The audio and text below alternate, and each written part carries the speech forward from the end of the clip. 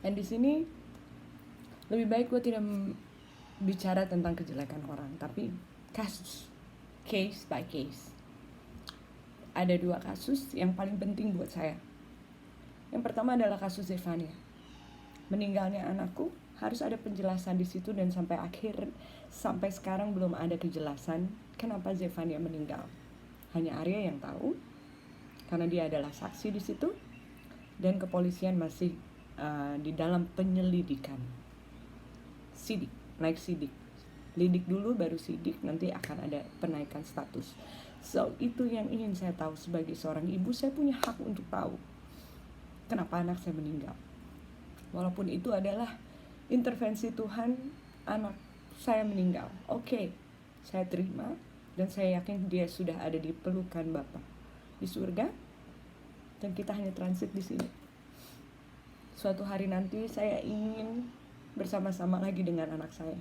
Makanya saya berjanji kepada Zefania bahwa Mami akan hidup baik sebelum saya menutup petinya dan menguburkan dia. So guys, gue pengen perempuan-perempuan di Indonesia tidak mengalami apa yang gue alami, karena ini adalah berat. Permasalahan perempuan dan anak, kekerasan tidak main gender. Kekerasan mau kepada perempuan, kepada laki-laki, sama aja. Apalagi berhubungan dengan anak, di mana anak menyaksikan itu. Jangan sampai terjadi. Punya keberanian untuk melapor, guys, teman-teman. Dan yang kedua adalah kasus KDRT. Kasus KDRT, saya sudah mendapat kekerasan dalam rumah tangga. Nggak harus dipukulin, tapi secara verbal, secara psikologis, secara psikis itu kena. Dan itu juga kena. Kalian boleh laporkan ke pihak berwajib, karena kita sebagai perempuan ini jangan sampai kita memberikan semua power yang kita punya kepada orang lain, siapapun dia, walaupun dia suami kita. Jangan memberikan power itu.